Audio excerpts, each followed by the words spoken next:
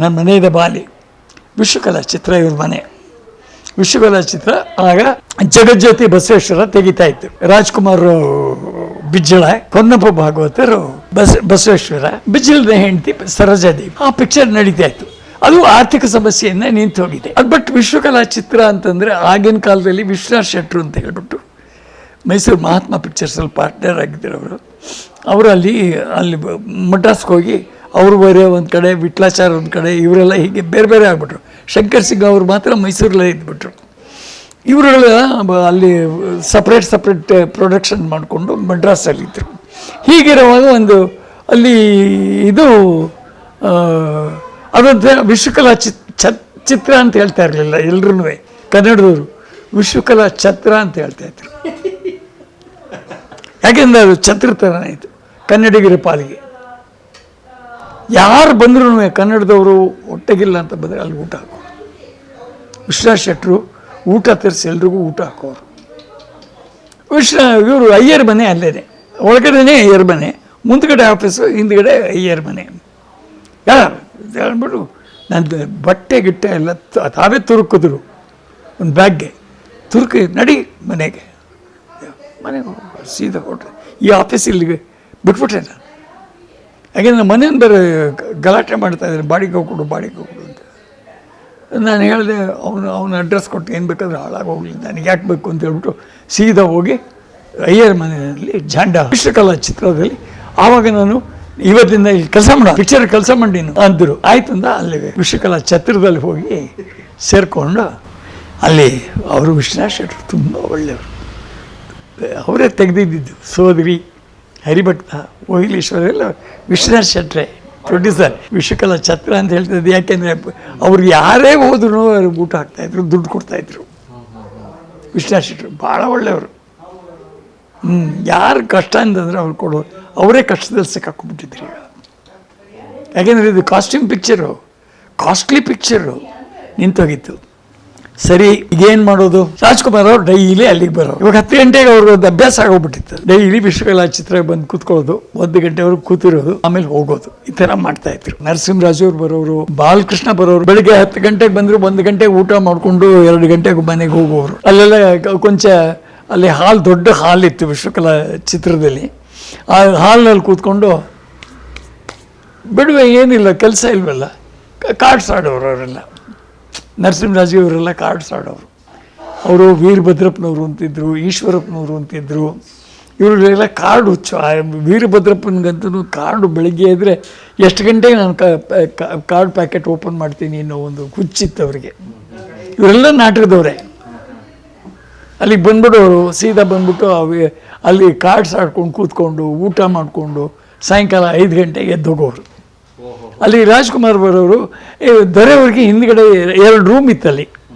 2 ರೂಮ್ನಲ್ಲಿ ಒಂದು ರೂಮ್ ದೊರೆಗೆ ಕೊಟ್ಬಿಟ್ಟಿದ್ರು, ಇನ್ನೊಂದು ರೂಮ್ನಲ್ಲಿ ಪ್ರೊಡ್ಯೂಸರ್ ಇರ್ತಾಯಿದ್ರು, ವಿಶ್ವನಾಥ್ ಶೆಟ್ಟರ್ ಇರ್ತಾಯಿದ್ರು. ಅವರು ಅರ್ಥಮ್ಮ ಶಶಿ ಇದ್ದ, ಅವರಿಬ್ಬರು ಅಲ್ಲಿರ್ತಾಯಿದ್ರು. ಒಂದು ರೂಮ್ ಇವರು ಕೊಡ್ತಾರೆ. ಸೊ ಅಲ್ಲಿ ರೂಮ್ ಇದ್ದಿದ್ದು ನಾನೇನು ಮಾಡ್ತಾಯಿದ್ದೆ, ದೊರೆಯವ್ರ ಮನೆಯಲ್ಲಿ, ಇವರು ಅಯ್ಯರವ್ರ ಮನೆಯಲ್ಲಿ ಕೂತ್ಕೋತಾ ಇದ್ದಿದ್ದು, ದೊರೆಯವ್ರ ಜೊತೆಲಿ ಹರಟೆ ಹೊಡಿತಾ ಇದ್ದಿದ್ದು. ಸೊ ನಮ್ಮಿಬ್ಬರಿಗೂ ಯಾಕೆಂದರೆ first impression is the best impression ಅಂತ ಹೇಳ್ತೀವಿ. ದೊರೆಯವ್ರ ಬಗ್ಗೆ ನನಗೆ ಫಸ್ಟ್ ಇಂಪ್ರೆಷನ್ ಆಗಿದೆ, is A very great person ಅಂತ. ಅದರಿಂದಾಗಿ ನನಗೆ ಅದೇನೋ ಅವ್ರ ಜೊತೆಲಿ ಕೂತ್ಕೊಂಡು ಮಾತಾಡ್ತಾ ಇದ್ರೆ ಒಂದು ಸಂತೋಷ, ಖುಷಿ. ಯಾಕೆಂದರೆ ಅವ್ರೂ ಅಲ್ಲಿ ಕನ್ನಡ ನಾವೆಲ್ಸ್, ಇಂಗ್ಲೀಷ್ ನಾವೆಲ್ಸ್ ಇಟ್ಕೊಂಡ್ರು ಅವ್ರ ರೂಮ್ನಲ್ಲಿ. ಬಿಡುವ ಟೈಮ್ನಲ್ಲಿ ಓದೋರು. ನನಗೂ ಇದು ಹವ್ಯಾಸ ಇರ್ತಾಯಿತ್ತು, ಕಾದಂಬರಿಗಳನ್ನ ಓದೋ ಅಭ್ಯಾಸ, ಇಂಗ್ಲೀಷ್ ಕತೆ ಪುಸ್ತಕಗಳನ್ನ ಓದೋ ಅಭ್ಯಾಸ ನನಗೂ ಇತ್ತು. ಅಭ್ಯಾಸ ಇರೋದ್ರಿಂದ ನಮ್ಮಿಬ್ಬರು ಲೈಕ್ಸ್ ಆ್ಯಂಡ್ ಡಿಸ್ಲೈಕ್ಸ್ ಒಂದೇ ಆಗ್ತಾಯಿತ್ತು. ಅದರಿಂದಾಗಿ ಬೇಗ ನಾವು ಒಬ್ರಿಗೊಬ್ರು ಹೊಂದ್ಕೊಂಡ್ವಿ. ಅಲ್ಲಿ ರಾಜ್ಕುಮಾರ್ ಬರೋರು. ರಾಜ್ಕುಮಾರ್ ಅವ್ರಿಗೆ ದೊರೆಯವ್ರ ಕಂಡ್ರೆ ಅಪಾರವಾದ ಗೌರವ. ಯಾಕೆಂದರೆ ಸೋದರಿ ಕ್ಯಾಮೆರಾಮನ್, ಸೋದರಿ ಹರಿಭಕ್ತ ಓಹಿಲೇಶ್ವರ ಕ್ಯಾಮೆರಾಮನ್ ಅವರೇನೆ. 2, 3, 4ನೇ ಚಿತ್ರಗಳು ಅವರೇನೆ ಕ್ಯಾಮ್ರಾಮನ್ನು. ಸೊ ಎಲ್ಲ ಕಂಟಿನ್ಯೂಸ್ ಆಗಿ ವರ್ಕ್ ಮಾಡಿದ್ದಿರನ್ನ ಒಂದು ಸಲಿಗೆ ಇತ್ತು ಅವರವರಲ್ಲಿ, ಒಂಥರ ಬಾಂಧವ್ಯ ಸೇರ್ಕೊಂಡು ಬಂದಿತ್ತು ಅವರಲ್ಲಿ. ಸೊ ನಮ್ಮ 3 ಜನದ್ದು ಒಂದು ಟೀಮ್. ಅಲ್ಲೇ ಭಾವನಾತ್ಮಕವಾದಂಥ ಒಂದು ಜೋಡಿ ದೊರೆಯವರು, ನಾನು ಮತ್ತು ರಾಜ್ಕುಮಾರ್. ಅಲ್ಲಿ ಆರ್ಥಿಕ ಕಷ್ಟ. ಅಲ್ಲಿ ವೇಣುಗೋಪಾಲ್ ಅಂತ ಹೇಳಿ ನಮ್ಮ ದೊರೆ, ಅವರು ಬ್ರದರ್ ಇಲ್ಲ, ಅವರು ಅವರೇ ಫೈನಾನ್ಷಿಯರ್, ಅದಕ್ಕೆ ಫೈನಾನ್ಸ್ ಅವ್ರ ಕೈಲಿಲ್ಲ, ನಿಂತು ಹೋಗಿದೆ. ನರಸಿಂಹರಾಜು, ಬಾಲಕೃಷ್ಣ, ರಾಜ್ಕುಮಾರು ಬಂದು ಕೂತ್ಕೊಂಡು ಡೈಲಿ ಕೂತ್ಕೊಂಡು ಅಡ್ಡೆ ಹೊಡಿತಾ ಇದ್ದಾರೆ. ಅವ್ರಿಗೆಲ್ಲ 4 ಜನಕ್ಕೂ ಯೋಚನೆ ಬಂತು, ನಾವು ಹೇಗೆ ಈ 4 ಜನನೂ ನಾವು ಕೆಲಸ ಇಲ್ಲದೆ ಕೂತಿದ್ದೀವಲ್ಲ, ನಮ್ಮ ಸಂಸಾರ ಸಾಗಿಸೋದು ಹೇಗೆ ಅನ್ನೋ ಒಂದು ದೊಡ್ಡ ಕ್ವಶನ್ ಮಾರ್ಕ್ ಅವ್ರ ಮುಂದೆ ನಿಂತ್ಕೊಳ್ತು. ಅವಾಗ ನಾವು ಹೇಗಿದ್ರು ನಾಟಕದಿಂದ ಬಂದಿದ್ದೀವಿ, let us go back to dramas ಅಂತ ಹೇಳಿ ಆ 4 ಜನ ಒಂದು ಸಂಸ್ಥೆಯನ್ನು ಕಟ್ಟಿದ್ರು. ಆ ಸಂಸ್ಥೆಯನ್ನು ಕಟ್ಟಿದಾಗ ನಾನು ಅಲ್ಲೇ ಇದ್ದೆ. ಏನು ಹೆಸರಿಡೋಣ ಅಂತ ಬಂದಾಗ 4 ಜನ ಜೊತೆ ಚರ್ಚೆ ಮಾಡಿ ಕನ್ನಡ ಚಲನಚಿತ್ರ ಕಲಾವಿದರ ಸಂಘ ಅಂತ ಎಲ್ಲ, ಅದಕ್ಕೆ ಎಲ್ಲರೂ ಸೇರ್ಕೊಂಡ್ರಲ್ಲಿ. ನಮ್ಮ G.K. ವೆಂಕಟೇಶ್ ಬೇರೆ ಮ್ಯೂಸಿಕ್, ಅದಕ್ಕೆ ಅವನು ಬರೋನು ಡೈಲಿ ಅಲ್ಲಿ ಕೂತ್ಕೊಳ್ಳೋನು.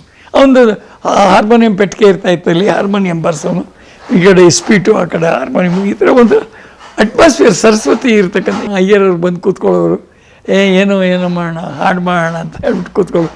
ಈ ಥರ ಒಂದು ಅಟ್ಮಾಸ್ಫಿಯರ್ ಇರ್ತಾಯಿತ್ತು, ಸಿನಿಮಾ ಅಟ್ಮಾಸ್ಫಿಯರ್. ಅವು ಇದೆಲ್ಲ ಆಯಿತು. ನಾಟಕಗಳು ಯಾಕೆ ಮಾಡಬಾರ್ದು ಅಂದರೆ ಅಯ್ಯರವ್ರಿಗೆ ಅದೊಂದು ಇಂಪಾರ್ಟೆಂಟ್ ಐಡಿಯಾ ಬಂದ್ಬಿಡ್ತು. ಮಾಡೋಣ, ಹೇಗಿದ್ರು ನಮ್ಮ 30 ಜನ ಕಲಾವಿದರು ಇವಾಗ ಹೊಟ್ಟೆ ಹಸ್ಕೊಂಡಿದ್ದಾರೆ, ಇವರಿಷ್ಟು ಜನಕ್ಕೆ ಊಟ ಹಾಕೋಲ್ಲ.